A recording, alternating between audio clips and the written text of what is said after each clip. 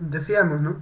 A pesar de que Wittgenstein pensaba que la barra no podía ser susceptible de medición por ser un patrón de medida, la pregunta acerca de si un metro mide un metro no deja de ser interesante y no trivial.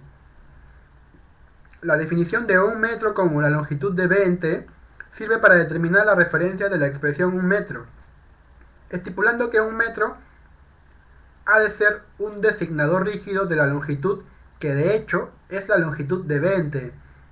Luego, el que B tenga un metro de largo no es una verdad necesaria. Ello se puede saber automáticamente, pero B tiene un metro de largo es ciertamente un enunciado contingente siempre y cuando un metro sea un designador rígido. Como hemos dicho, no todas las definiciones proporcionan un sinónimo. En este caso solo se la usa para fijar una referencia. Con los nombres tenemos algo parecido. Supongamos que la referencia de un nombre viene dada mediante una descripción o cúmulo de descripciones. Si el nombre significa lo mismo que esa descripción o cúmulo de descripciones, no será un designador rígido. Cualquier propiedad con la que pretendamos identificarla estará condenada a no cumplirse en otros mundos posibles. Entonces, lo más sensato parece ser usar una descripción solo para fijar el referente de un nombre.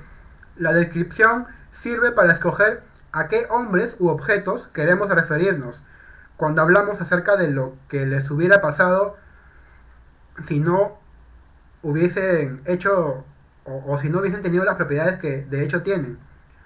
Cuando hacemos esto no hablamos sobre esa persona que, por ejemplo, estudió la carrera o tiene tal propiedad. Solo hablamos de ese hombre sin utilizar descripción alguna. Los nombres, otra vez, son designadores rígidos. Las descripciones definidas no lo son. Esta fue la tesis que Krike ha puesto al inicio, ¿no? Bien, pero ¿y qué podemos decir de Moisés, no? ¿Qué significa que Moisés no existió? ¿Acaso que no hizo lo que relata la Biblia? Desde la perspectiva de que las descripciones son designadores rígidos, esto no parece plausible, pues Moisés pudo haber existido sin hacer nada de lo que la Biblia dice que hizo.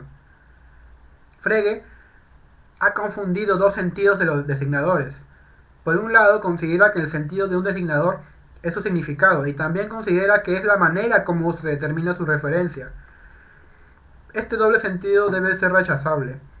Entendamos la idea de fijar la referencia como opuesta a la de definir un término como significando otro. Tomemos la definición de pi, del número pi.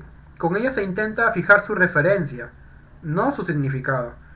Pi y la razón de la longitud de la circunferencia y su diámetro son designadores rígidos. Pi se usa como un nombre de un número real que es necesariamente la razón de la longitud de la circunferencia y su diámetro. Ahora podemos ingresar a este cuarto subítem acerca de la discusión de la teoría de los cúmulos. Strawson adopta una postura que sostiene que aunque un nombre no sea una descripción disfrazada, o bien abrevia algún cúmulo de descripciones, o de cualquier manera su referencia se determina mediante algún cúmulo de descripciones.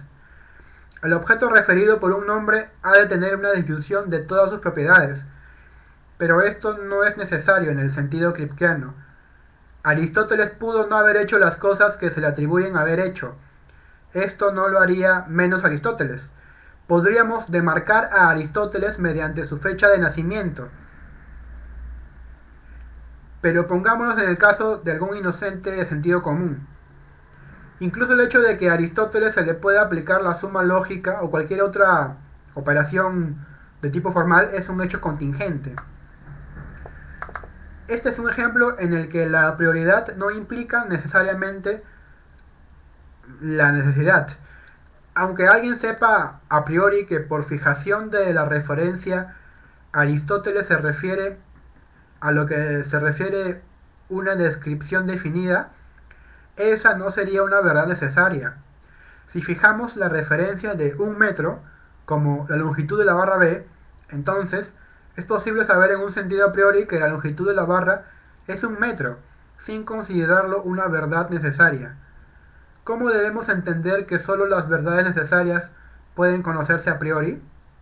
Esto es problemático. La única tesis, de la teoría de los cúmulos que es verdadera, por definición, se hará a continuación. A cada nombre o expresión designadora X le corresponde un cúmulo de propiedades, a saber, la familia de propiedades phi, tales que A cree que X tiene phi, o ejemplifica la propiedad phi, ¿no? El cúmulo de descripciones se refieren al objeto en cuestión. El cúmulo de descripciones que refieren al objeto en cuestión no es un total de propiedades. Se trata de que el objeto tenga cierta cantidad notable de propiedades que lo acerquen al objeto del cual se predican. Debería existir en este caso una especie de jerarquía entre propiedades, pero eso no se da, según Strawson. Lo más sensato es que hay alguna ponderación, ¿no? Algunas propiedades esenciales que de hecho son más relevantes para referirse al objeto. Estas existen, ¿no? Deben haber unas propiedades sobre otras. Aristóteles pudo no haber tenido las propiedades que la teoría de los cúmulos le atribuye. La mayoría de votos no toca el significado, sino la referencia. Además, sería verdadero, a priori, para el hablante, que si no se satisface un número suficiente de phis, de propiedades phis, entonces X no existe. Si alguien considera a la teoría de cúmulo como una teoría del significado, entonces sería necesariamente verdadero lo que era ya a priori. Fuera de ver si las tesis de la teoría cúmulo son verdaderas, es preciso señalar que las personas no suelen ser cautelosas a la hora de especificar qué propiedades phi son relevantes para que se dé tal o cual objeto. Dado que Moisés existe, ¿podemos saber a priori si Moisés hizo lo que dice la Biblia que hizo? Lo que dice la Biblia de Moisés o de Jonás no es cierto. Asumamos esto, ¿no? Sin embargo, es evidente que aunque las descripciones definidas de la Biblia fallan en la referencia, su intención es referirse a Moisés o Jonás, los cuales eran personajes reales en el sentido histórico. Si la Biblia dice cosas falsas acerca de tal o cual personaje, de ello no se sigue que el objeto no exista. Bien, entonces entramos a la última parte, la cuestión de la no circularidad. La quinta parte, para que una teoría tenga éxito, la explicación no ha de ser circular. Las propiedades usadas en la votación no deben suponer ellas mismas la noción de referencia, de tal modo que ésta resulte en último término imposible de eliminar. Esto debemos respetarlo.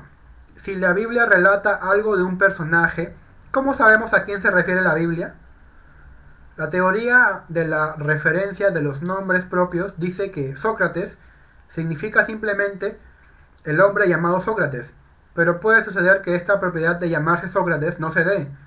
El llamarse Sócrates no es una propiedad trivial del objeto Sócrates. Los griegos lo llamaban de otra manera, o escribían su nombre de una manera diferente. Lo trivial puede ser que a Sócrates nosotros lo llamemos Sócrates. Es una verdad a priori que las cosas referidas se llamen por su nombre.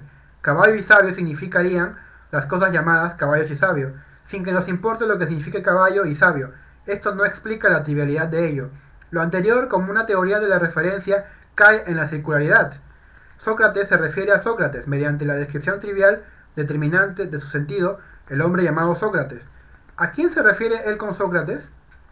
Él se refiere al hombre al que se refiere. Volvemos al inicio. Lo que realmente determina la propiedad, lo que realmente determina la referencia es la relación de ser llamado y no ninguna descripción trivial. Eso es lo que determina la referencia.